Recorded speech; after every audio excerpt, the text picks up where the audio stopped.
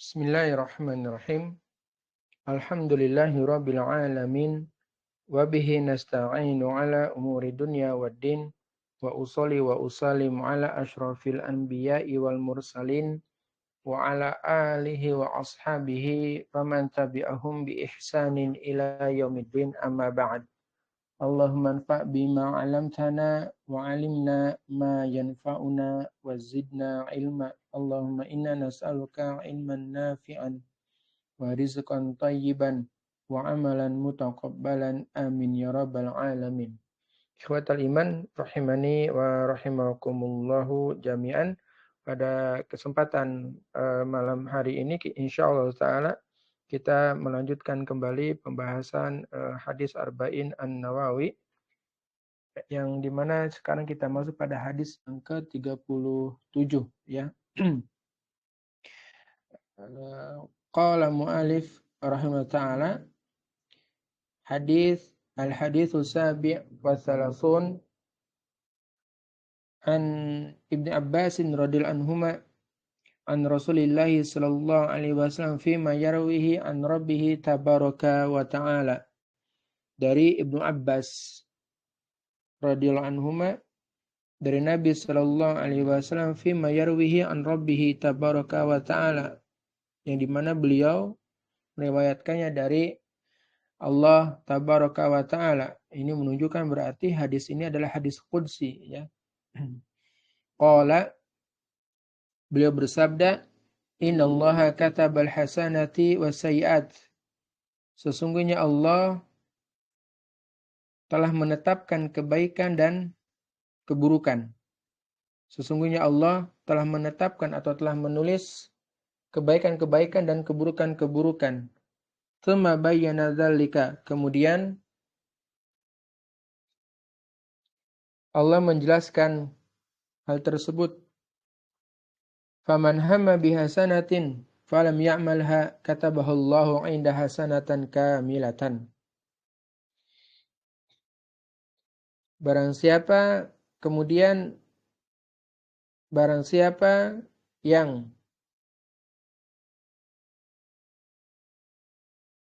bertekad untuk melakukan kebaikan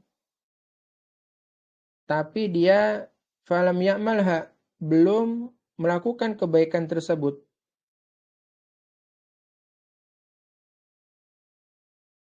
ya, barang siapa yang bertekad untuk melakukan kebaikan tapi dia belum melaksanakan kebaikan tersebut, Allah tulis baginya satu kebaikan yang sempurna. Wa in hamma, dan kalau dia hamma, ya, bertekad, bersungguh-sungguh, biha,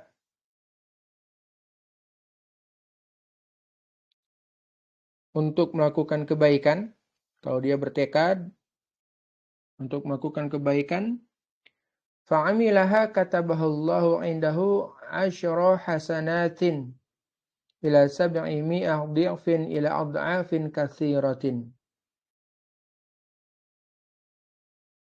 Allah akan tulis baginya 10 kebaikan sampai 700 kali kebaikan.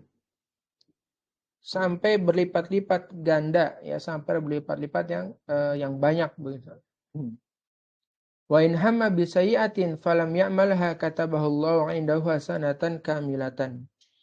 Dan kalau dia bertekad buat melakukan keburukan tapi dia tidak melaksanakan keburukan tersebut, Allah tulis baginya satu kebaikan yang sempurna. Wa in hamma biha fa'amilaha katabahallahu sayyi'atan wahidatan. Masya Allah. Ya, kalau ternyata dia bertekad melakukan kejelekan atau keburukan, kemudian dia melakukan keburukan tersebut, Allah tulis baginya satu keburukan saja. Rawahu al-Bukhari wa Muslim fi sahihaihima bihadzal huruf. Diriwayatkan oleh Al-Bukhari dan Muslim, ya, dalam kitab sahih mereka dengan huruf-huruf ini. Maksudnya kalimatnya itu seperti ini. Ini Masya Allah hadis yang menunjukkan tentang rahmat Allah Subhanahu wa ta'ala kepada para hambanya. Rahmat Allah yang luas, rahmat Allah yang ditujukan kepada para hambanya yang dimana tentu ini merupakan semakin kecil keadaan kita di hadapan Allah Subhanahu wa taala. Jadi hadis ini berkaitan dengan masalah penetapan alias takdir Allah Jalla Jalaluh yang dimana Allah Tabaraka wa Ta'ala telah menentukan amalan-amalan dan balasannya secara detail. Yang kemungkinan atau terdapat kemungkinan bahwa yang dimaksud berkaitan dengan masalah ini kata bahullahu Allah Subhanahu wa taala menetapkannya atau menuliskannya. Ya, terdapat kemungkinan bahwa yang dimaksud adalah penulisan para malaikat ya, berupa kebaikan dan keburukan, tentu itu berdasarkan dari perintah Allah Tabaraka wa Ta'ala. Ya. Dalam hadis ini juga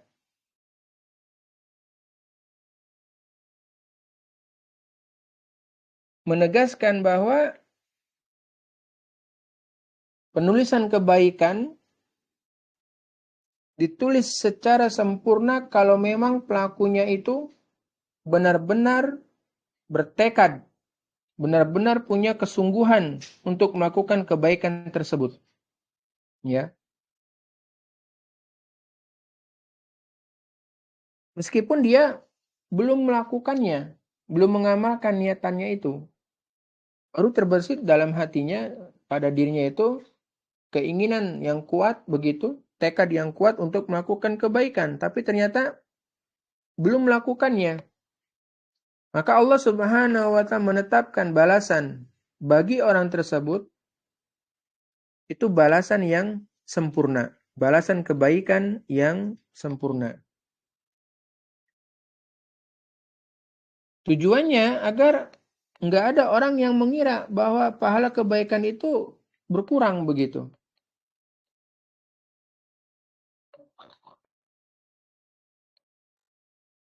Dan Nabi Shallallahu Alaihi Wasallam kemudian menjelaskan kalau ternyata orang itu punya niat tekad yang kuat untuk melakukan kebaikan, lalu dia melakukan kebaikannya tersebut, ya, maka balasannya semakin besar, pahalanya semakin besar. Disebutkan dalam hadis ini bahwa pahalanya adalah 10 kebaikan sampai dengan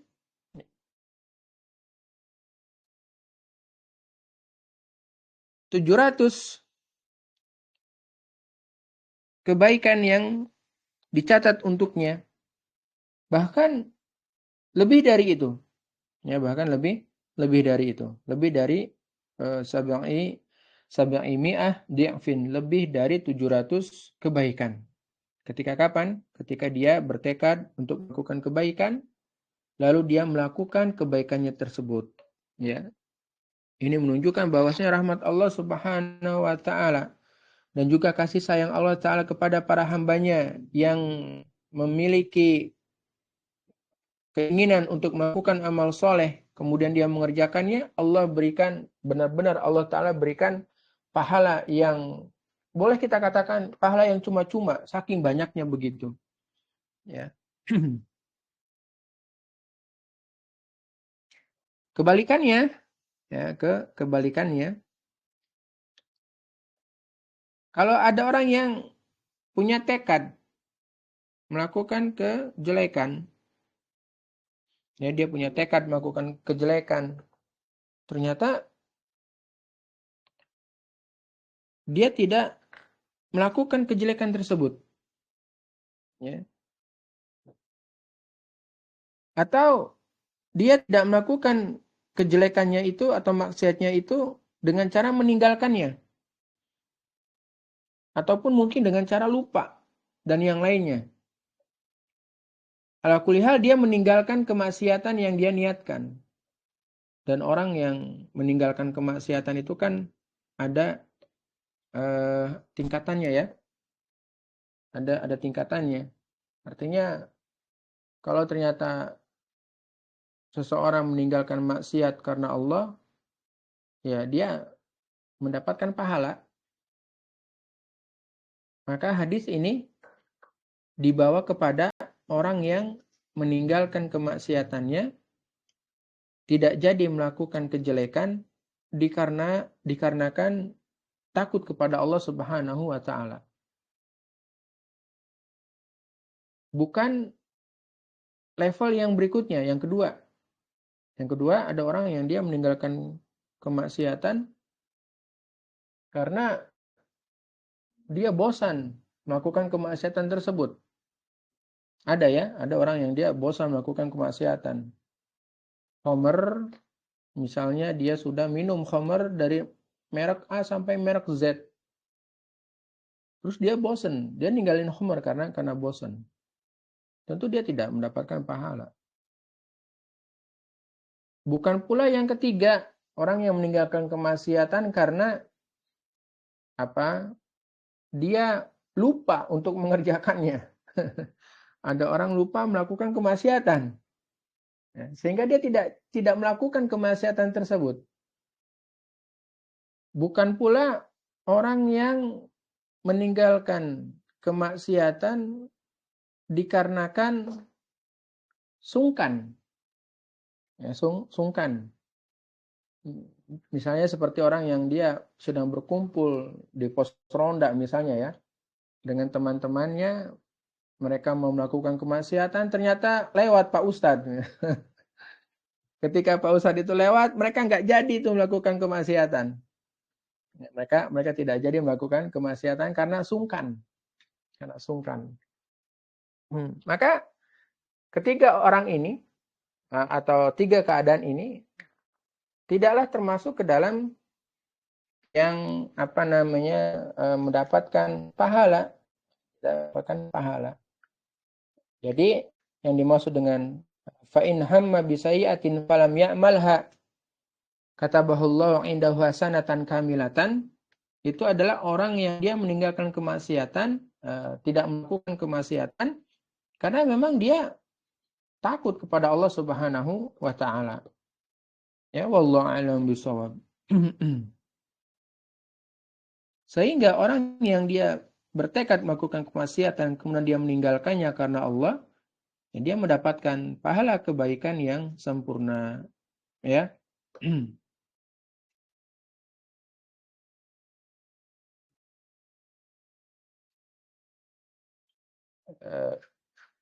Kalau ternyata orang ini dia bertekad melakukan kejelekan, lalu dia mengamalkan kejelekannya tersebut, ya, dia melakukan kejelekannya itu, dia mengamalkan kejelekannya itu,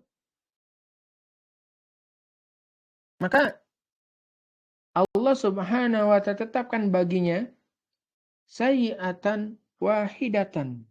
Ini Masya Allah. Ya, Allah menetapkan satu kejelekan buat orang itu.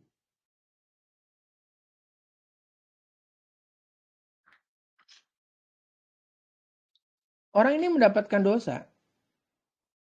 Dan dosanya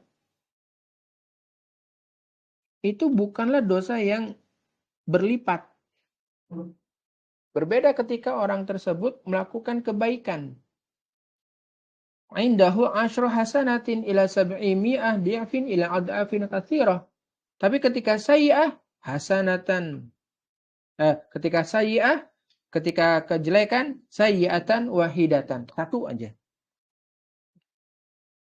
Ini menunjukkan tentang rahmat Allah Subhanahu wa taala yang luas.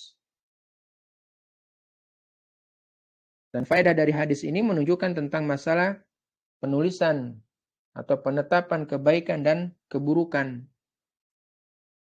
Yang kedua, bahwa pelipat gandaan pahala kebaikan adalah salah satu anugerah atau keutamaan yang diberikan oleh Allah Subhanahu wa taala kepada sahibul amal, si pelaku perbuatan. Dan termasuk dari keadilan Allah Tabaraka wa Ta'ala adalah dosa keburukan. Ketika seorang melakukan keburukan, dosa keburukan itu tidak dilipat gandakan, tidak Allah tambah. Ini termasuk dari keadilan Allah Subhanahu wa Ta'ala.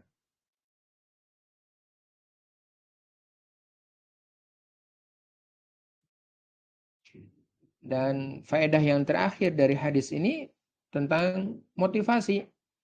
Ya, motivasi untuk melakukan kebaikan. Dan ini juga menjadi ancaman ya dari melakukan kejelekan. Ya, wallahu a'lam bishawab. Hadis hadis berikutnya hadis yang ke-38 dari Abu Hurairah radhiyallahu anhu, dia berkata, Rasulullah sallallahu alaihi wasallam bersabda, "Innallaha ta'ala qala." Ini juga sama ya. Hadis qudsi. Sesungguhnya Allah Subhanahu wa ta'ala bersabda, sesungguhnya Rasulullah sallallahu alaihi wasallam bersabda, ya, sesungguhnya Allah Subhanahu wa ta'ala berfirman, "Man 'ada li waliyan faqad azantuhu bil harbi." Barang siapa yang mendeklarasikan permusuhan terhadap waliku, sungguh aku nyatakan peperangan kepadanya. Wa mataqarraba ilayya 'abdi bi syai'in ahabba ilayya mimma aftaradtu 'alaihi. Dan tidak ada sesuatu pun yang dijadikan oleh hambaku untuk bertaqarrub kepadaku yang lebih aku cintai dari hal-hal yang telah aku wajibkan atasnya.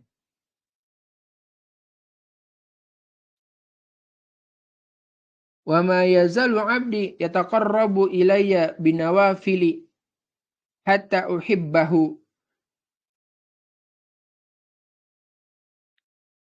Dan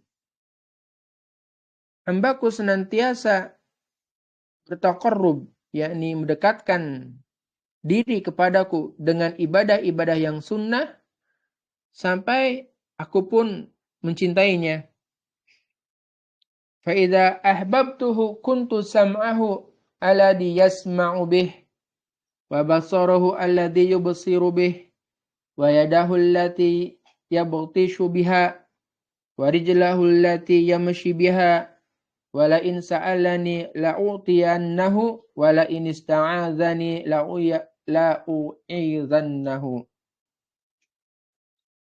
Maka kalau aku telah mencintainya, aku menjadi pendengarannya yang dia mendengar dengannya,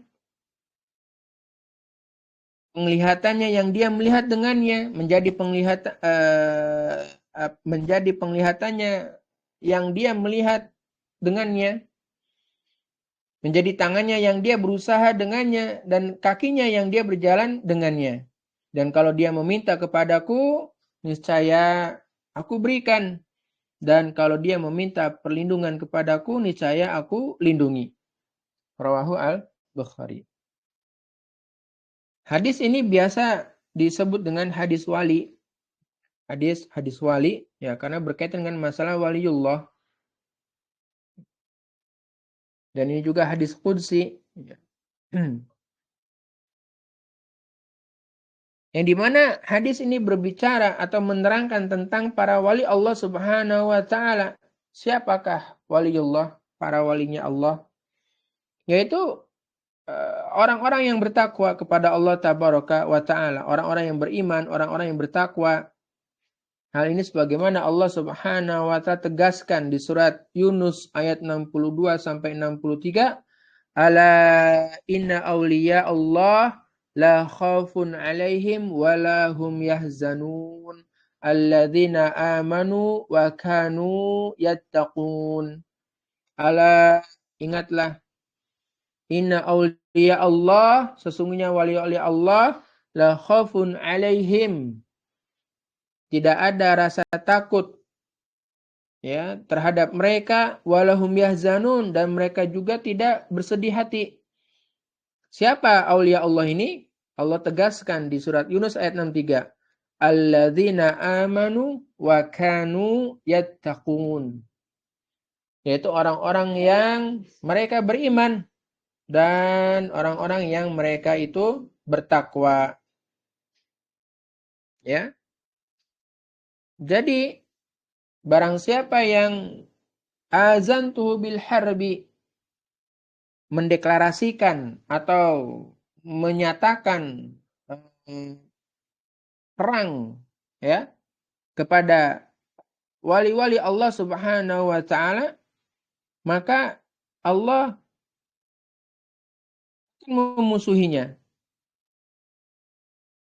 Dan hal ini menerangkan atau menjelaskan tentang bahayanya memusuhi para wali Allah, dan hal itu termasuk dari dosa besar. Ya. Keterangan tentang masalah ini, atau kalau pengen mengulik lebih jauh tentang masalah ini, bisa dilihat di Al-Kabair karya Imam Az-Zahabi. Ya.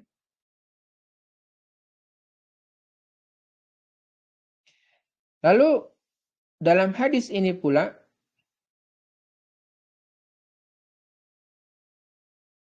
terdapat penjelasan tentang pertolongan dan bantuan dari Allah Tabaraka wa Ta'ala. Bisa diperoleh pertolongan tersebut atau bantuan tersebut bisa diperoleh dengan cara bertaqarrub. Taqarrub ilallah, mendekatkan diri kepada Allah Subhanahu wa Ta'ala. Caranya ngapain bertaqarrub itu? Ya, dengan melakukan kewajiban-kewajiban plus ditambah ya plus dengan ibadah-ibadah yang sunnah. Sehingga hal ini menunjukkan bahwa melaksanakan kewajiban-kewajiban lebih Allah cintai daripada melaksanakan ibadah-ibadah yang sunnah. Kenapa? Ya dikarenakan orang yang melaksanakan kewajiban-kewajiban berarti dia telah melaksanakan apa-apa yang Allah perintahkan atasnya, dan dia meninggalkan apa-apa yang telah Allah haramkan. Nah, orang-orang ini, orang-orang yang telah melaksanakan yang Allah wajibkan dan meninggalkan yang Allah haramkan, maka mereka ini disebut dengan al-muqtasid, pertengahan. Ya, al-muqtasid, dia melakukan kewajiban dari Allah dan meninggalkan yang Allah haram. Maka orang ini kategorinya adalah disebut sebagai al-muqtasid, pertengahan. Adapun orang yang melaksanakan kewajiban dari Allah, meninggalkan apa yang Allah haramkan, plus melakukan ibadah-ibadah yang sunnah. Ya, plus melakukan ibadah yang sunnah, maka orang ini ya disebut sebagai sabiqun bil khairat, orang yang lebih dahulu melakukan kebaikan. Ya, sabiqun bil khairat. Ya.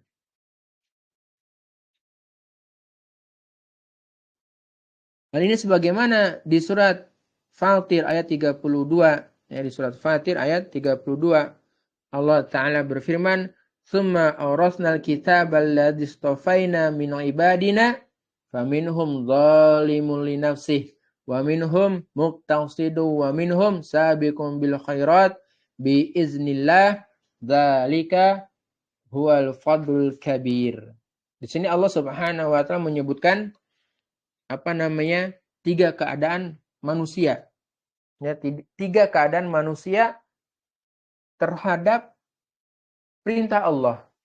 Ya, ada tiga keadaan manusia terhadap perintah Allah Subhanahu wa taala. Sikap mereka tuh kayak apa sih? Allah Subhanahu wa taala berfirman, "Tsumma awrasnal kitabal ladzina istafaina min ibadina." Kemudian kitab itu kami wariskan kepada orang-orang yang kami pilih di antara hamba-hamba kami. Faminhum, Lalu di antara mereka itu satu, zalimun li nafsih. Ada orang yang zalim kepada dirinya sendiri. Wa minhum muqtasid.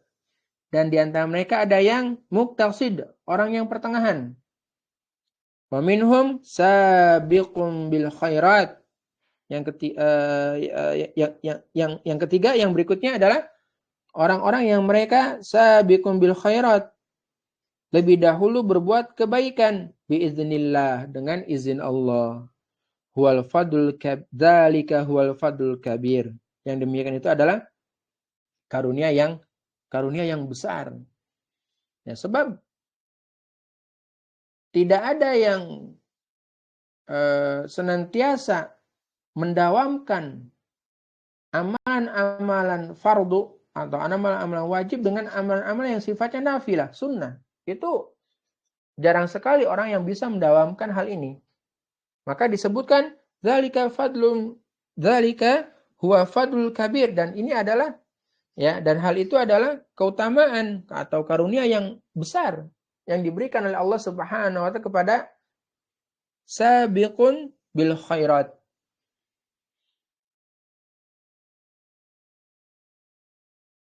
Ya.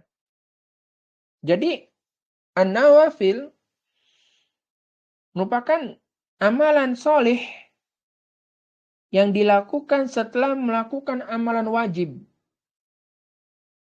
Dan orang yang dia bisa istiqomah melakukan hal ini akan mendatangkan kecintaan dari Allah Subhanahu wa taala. Dan kalau Allah telah mencintai seseorang, ini Masya Allah. Kalau Allah telah mencintai seseorang, Allahu Akbar. Kita nggak tahu. Kita nggak tahu Allah itu mencintai kita atau enggak. Kita nggak ngerti. Ya Allah. Lihat, kita coba. Mungkin ada kewajiban yang terkadang kita lalai. Ada amalan nafilah yang kita tidak mengerjakannya. Allahu Akbar. Kita tuh lalai, ya ikhwah. Kita lalai. Dan kita nggak tahu apakah kita dicintai oleh Allah Subhanahu wa ta'ala. Kita nggak ngerti.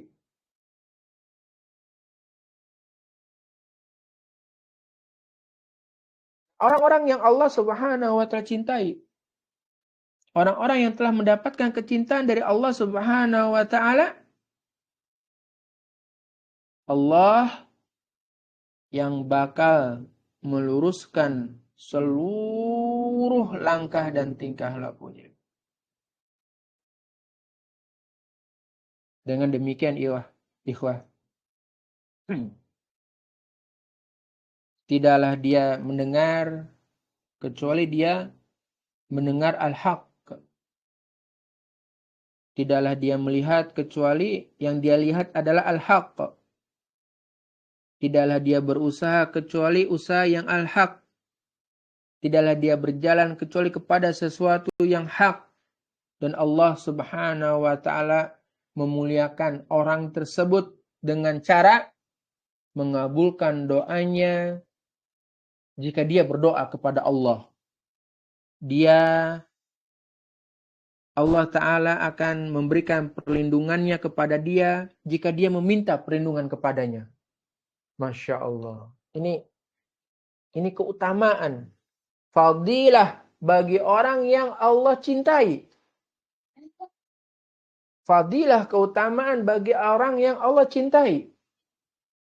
Dan kalau kita berkaca pada diri kita, jauh. Kita berkaca pada diri kita tuh jauh dari hal ini, jauh. Kita cuma bisa berharap, ya Rabb. Kita hanya bisa berharap, ya Rabb, aku hanya berharap kepadamu. Agar engkau mencintai diriku. Tentu, aku harus bersungguh-sungguh di dalam menjalankan kewajiban dan dengan menambahnya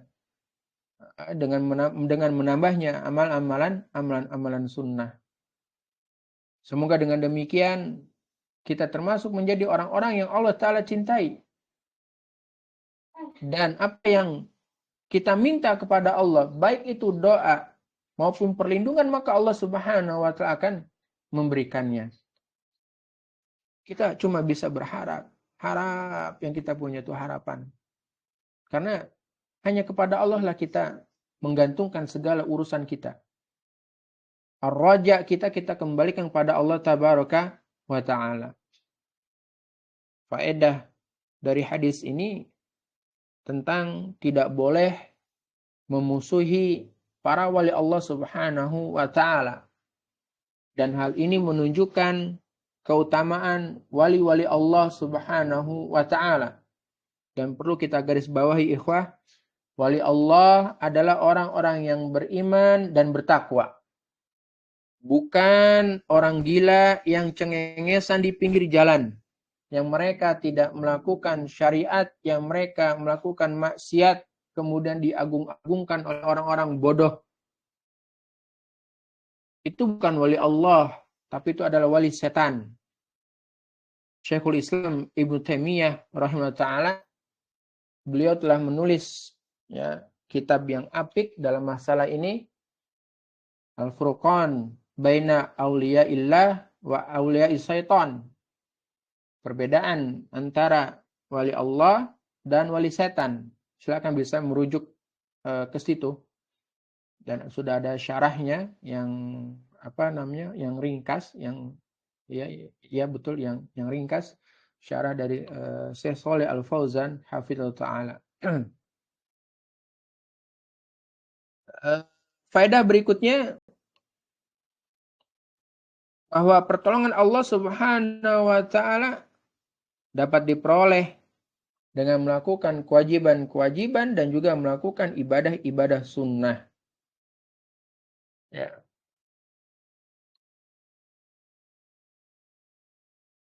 Dan berikutnya adalah berkaitan dengan masalah faedahnya adanya sifat al-mahabbah, cinta bagi Allah Subhanahu wa taala. Sesuai dengan keagungan dan keluhurannya Allah tabaraka wa ta'ala.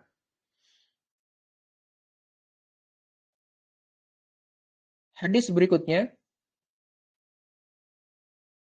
hadis yang ke-39, an Ibnu Abbas radhiyallahu anhuma anna Rasulullah sallallahu alaihi wasallam qala, dari Ibnu Abbas, semoga Allah meridhai keduanya.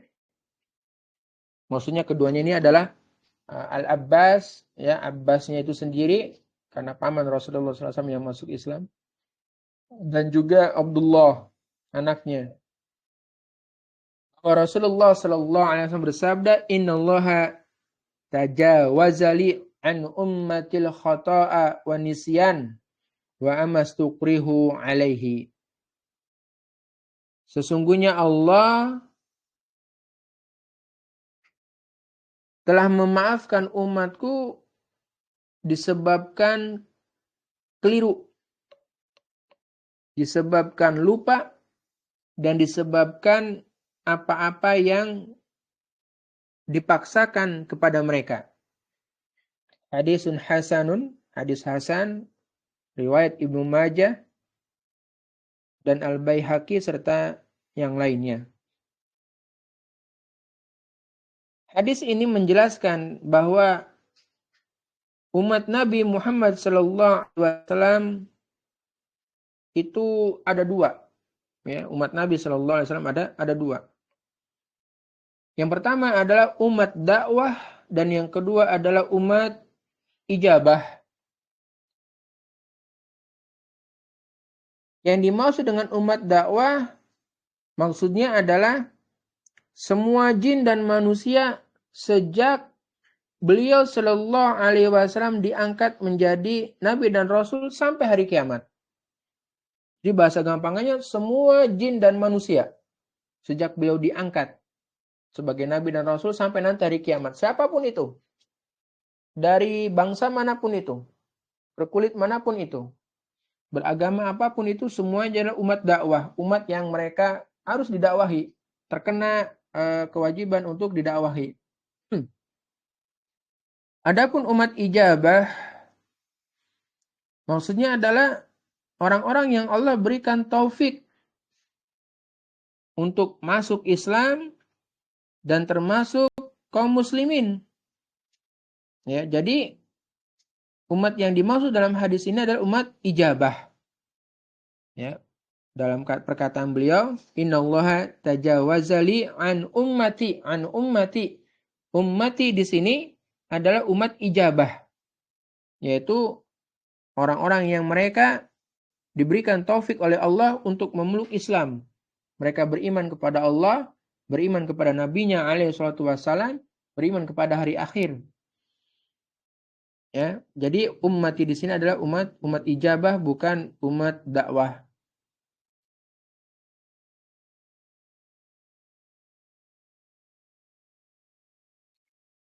Adapun makna dari al-khoto'a di sini melakukan sesuatu tanpa sengaja.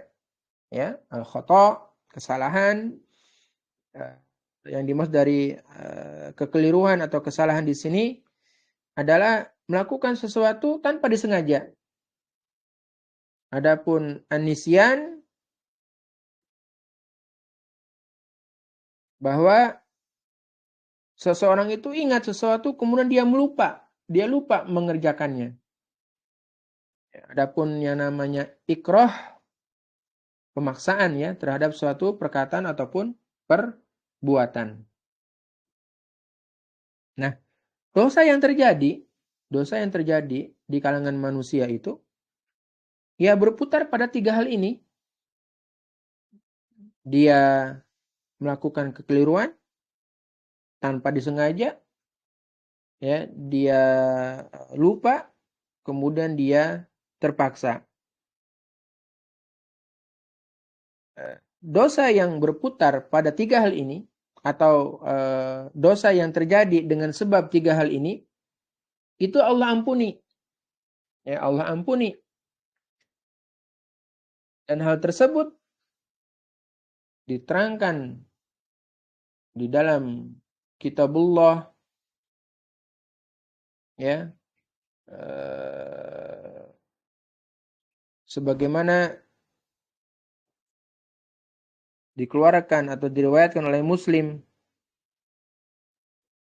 bahwasanya mereka berdoa, Rabbana la tu'akhidna inna nasina aw akhtana.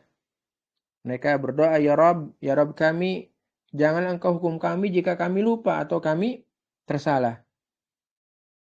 Qala Allahu qad fa'altu. Allah berfirman, aku telah lakukan. Begitu yang ada dalam hadis riwayat Imam Muslim. Ataupun di surat Al-Ahzab ya, ayat yang ke-5, walaysa 'alaikum junahun fima akhtatum bih walakin ma ta'ammadat qulubukum. Dan tidak ada dosa bagi kalian terhadap apa yang kalian itu terlupa atau khilaf padanya. Tetapi yang ada dosa adalah yang disengaja oleh hati kalian. Atau yang dipaksa, sebagaimana halnya di surat An-Nahl ayat 106. Ila man ukriha wa qalbahu mutmainun bil iman walakin man syaraha bil kufri sadra. Kecuali orang yang dipaksa kafir, padahal hatinya tetap dalam keadaan beriman. Dia tidak berdosa, akan tetapi orang yang melapangkan dadanya untuk kekafiran tersebut, ya, yang berdosanya itu.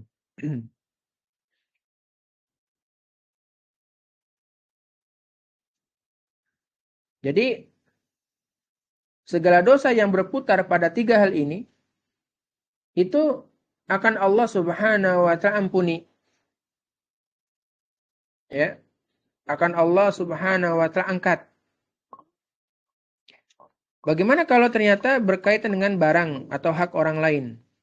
Barang yang hilang atau barang yang rusak atau hak orang lain yang tidak terlaksana, maka hal ini harus ditanggung. Artinya kalau ternyata ada barang yang mungkin kita lakukan kemudian hilang atau rusak, maka kita ganti barang tersebut. Atau seperti orang yang membunuh misalnya karena keliru, maka orang itu wajib bayar diat dan juga kafaroh. Dan misalnya kalau seseorang dipaksa untuk berzina misalnya, atau dia dipaksa untuk membunuh orang yang nggak punya salah, maka dia tidak boleh melakukannya. Kenapa? Karena tidak boleh mempertahankan hidup dia dengan cara membunuh orang lain. Ya, ini pengecualian dari masalah ini.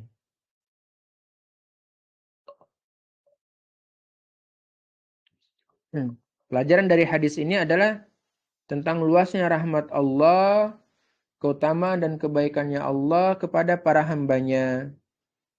Disebabkan Allah telah mengangkat dosa dari ketiga hal ini.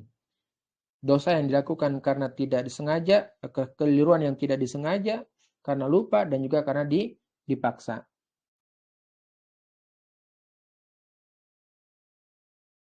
Dan yang kedua, bahwasanya namanya balasan, ya. Kalau saya ulang. Dan yang kedua, faedah yang kedua, bahwa tidak membalas sesuatu yang dilakukan karena ketidaksengajaan. Dan kalau kekeliruan tersebut berupa meninggalkan kewajiban, maka ia wajib melakukannya. Ya, jadi tidak ngebalas sesuatu yang dilakukan karena kekeliruan. Berikutnya, jika kekeliruan itu berupa meninggalkan kewajiban, maka dia wajib melakukannya. Dan kalau berupa pengerusakan atau penghilangan hak orang lain, maka dia harus menanggungnya. Seperti tadi contohnya yang sudah berlalu. Ya.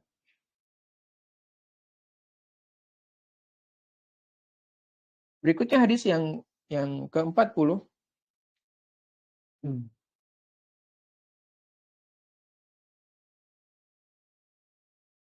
Hadis yang ke-40 dari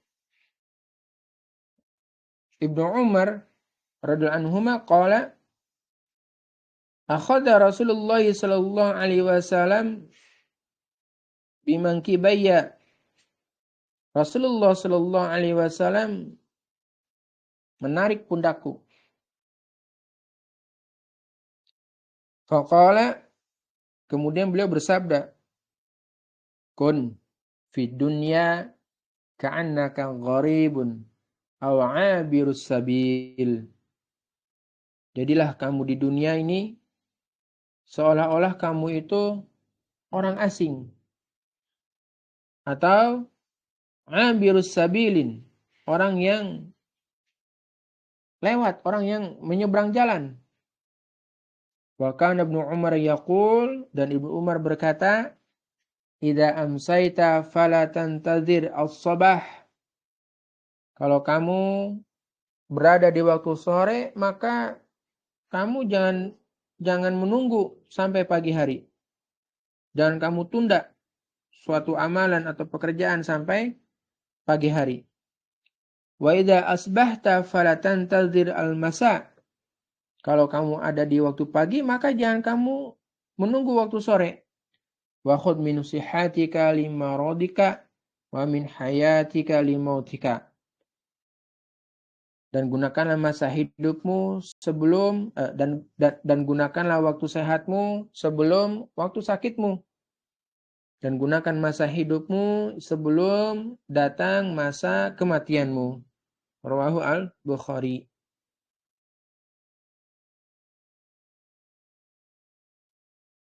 Hadis ini menunjukkan tentang kecilnya dunia. Kecilnya dunia dan bahwasanya dunia itu seperti setetes air yang dimana kalau kita mencelupkan jari kita ke lautan, ke air laut, lalu kita angkat, ya, jari kita, kemudian ada air yang menetes dari jari itu, nah itulah dunia. Ini menunjukkan dunia itu kecil. Dan Nabi Shallallahu Alaihi Wasallam memperingatkan Ibnu Umar radhiyallahu anhu terkait masalah dunia ini. Beliau Shallallahu Alaihi Wasallam Akhadha Rasulullah sallallahu alaihi wasallam biman kibaya. Rasulullah sallallahu alaihi wasallam mengambil pundakku. Artinya menarik pundakku.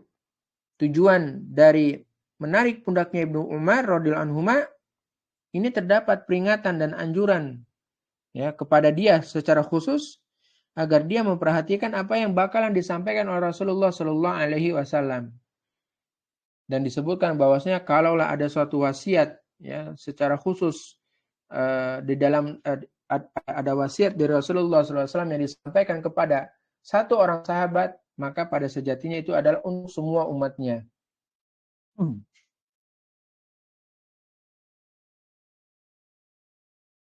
Dan ini juga menunjukkan tentang kekuatan hafalan yang dimiliki oleh Ibnu Umar radhiyallahu anhuma. Kok bisa dikatakan Ibnu Umar punya hafalan yang kuat? Sebab Ibnu Umar meriwayatkan hadis ini secara detail. Ya. Dia ingat bagaimana dia mendapatkan hadis tersebut, yaitu akhadha Rasulullah SAW biman kibaya.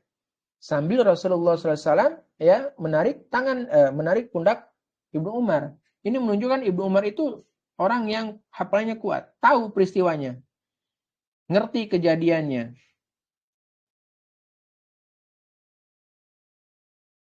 Kemudian beliau sallallahu alaihi wasallam bersabda, "Kun fid dunya ka'annaka gharibun aw 'abirus sabilin."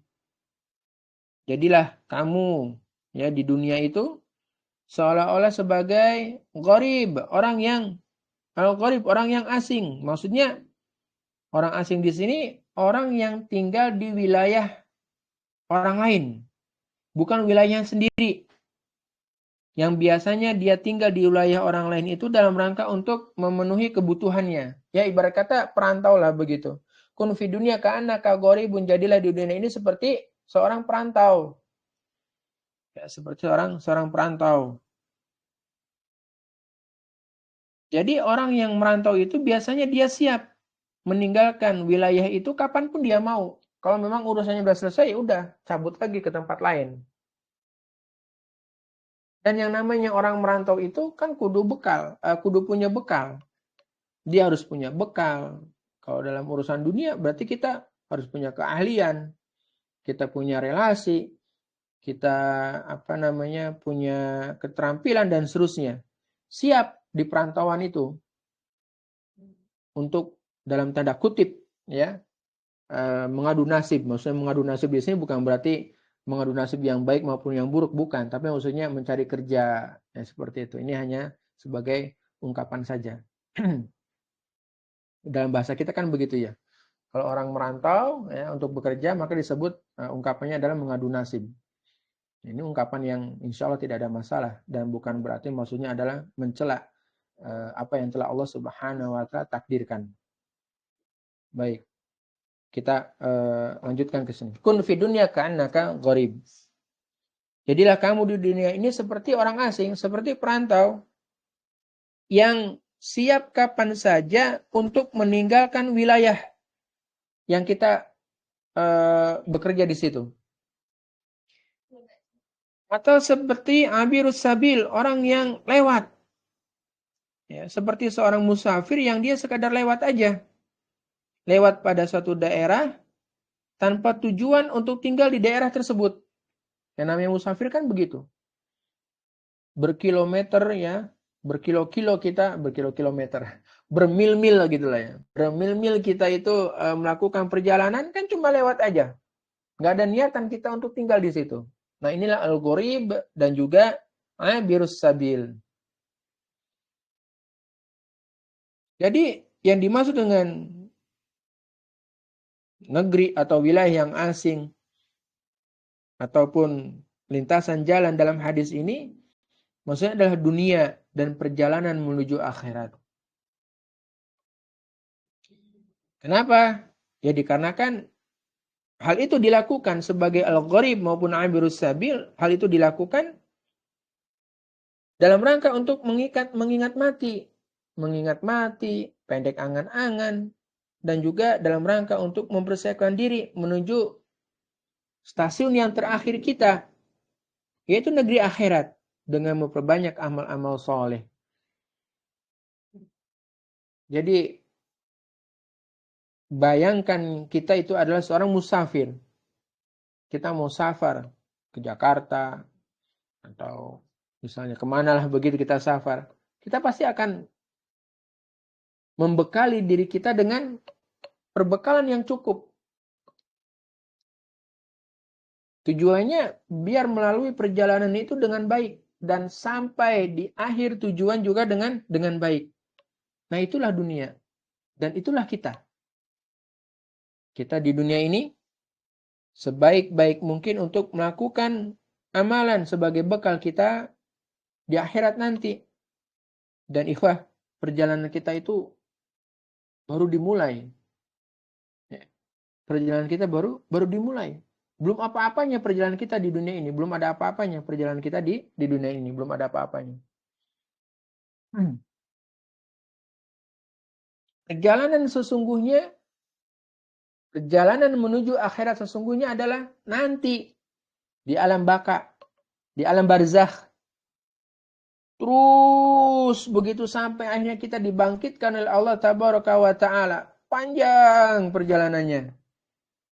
Kita di dunia ini belum ada apa-apanya. Maka persiapkan dengan baik bekal kita. Ya.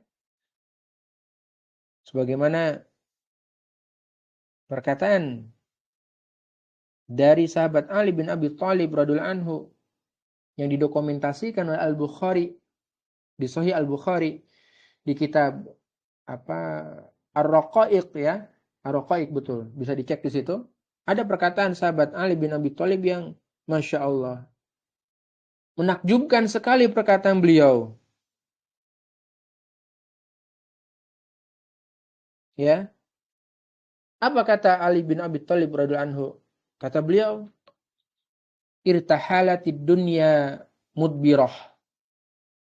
Dunia beranjak pergi ke belakang. Wartahalatil akhiratu muqabilah. Dan akhirat itu semakin dekat di depan. Walikuli wahidatin minhuma banun. Dan masing-masing dari kedua negeri tersebut, maksudnya dunia dan akhirat itu punya banun. Mereka punya anak-anak. Mereka punya pemujanya. Ada pemuja dunia, ada pemuja akhirat. Apa nasihat dari sahabat Ali bin Abi Thalib? Fakunu min abna'il akhirah. Maka jadilah kalian abna'il akhirah. Anak-anak akhirat. Wala takunu min abna'i dunia. Dan janganlah kalian menjadi anak-anak dunia. Kenapa? Kok nggak boleh? Fa'inal yawma amalun wala hisab. Karena sekarang di dunia ini hanya ada amal tanpa ada hisab. Wa ghadan hisabun wala amalun. Tapi nanti di akhirat waktunya penghisaban tanpa ada lagi amalan. Allahu Akbar. Kun ya ikhwah. Fakunu abna'il akhirah wala takunu min abna'id dunya. Jadilah kita sebagai anak-anak akhirat dan jangan menjadi anak-anak dunia. Jangan diperbudak oleh dunia, maksudnya seperti itu. Jangan diperhamba oleh dunia.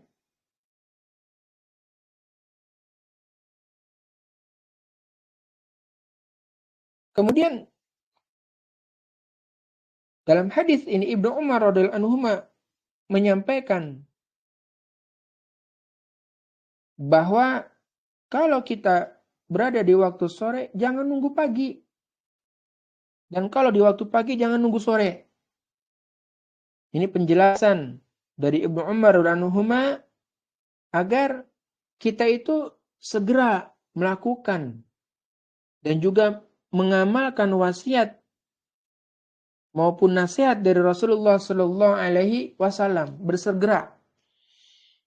Punya niat kebaikan, segera lakukan kebaikan tersebut. Dan ini merupakan motivasi bagi kita ikhwah untuk selalu melakukan amal soleh. Dengan demikian Kapanpun Allah tabaraka wa ta'ala memanggil kita, kita siap. Kalau ternyata kita sudah punya bekal amal soleh tersebut. Jadi apapun yang kita lakukan, niatkan kebaikan, niatkan amal soleh, amal soleh, amal soleh. Itu bekal kita. Sehingga kita itu sudah siap. Ya, sehingga kita sudah siap. Ketika suatu waktu Allah tabaraka wa ta'ala memanggil kita. Jangan kebalikan, artinya jangan menunda-nunda kebaikan tersebut. Ketika Allah Ta'ala memberikan kepada kita kesehatan, lakukan kebaikan. Sebelum datang masa sakit kita. Waktu Allah Ta'ala memberikan kepada kita kehidupan, maka segera lakukan kebaikan. Jangan sampai datang waktu kematian kita. Anjuran atau faedah ya, maaf. Faedah dari hadis ini adalah anjuran untuk bersegera mencari bekal dalam rangka mempersiapkan perjalanan yang panjang. Perjalanan yang panjang yang terminalnya, stasiunnya adalah akhirat. Dan kita berharap surga Jannatul Firdaus pada Allah Subhanahu wa taala, surga yang paling tinggi. Semoga Allah tabaraka wa taala mengumpulkan kita, anak istri kita, keluarga kita, guru-guru kita, dan orang-orang yang kita cintai di Jannatul Firdausnya. Amin ya rabbal alamin.